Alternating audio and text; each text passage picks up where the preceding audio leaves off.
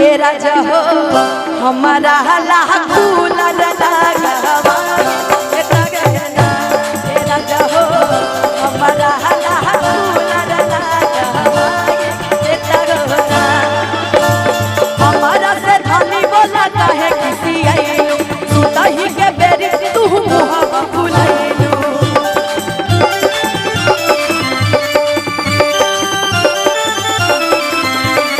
हमारा से धनी बोला काहे किसी आइयो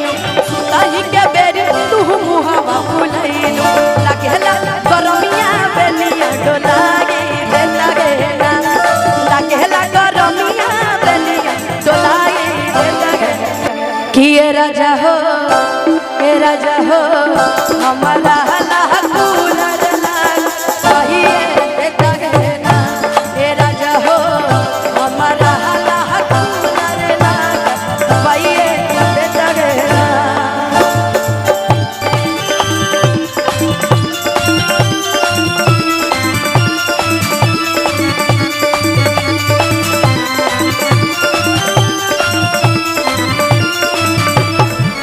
जहिया से आईली घर में गरमी से हुआ तानी जहिया से आईली घर में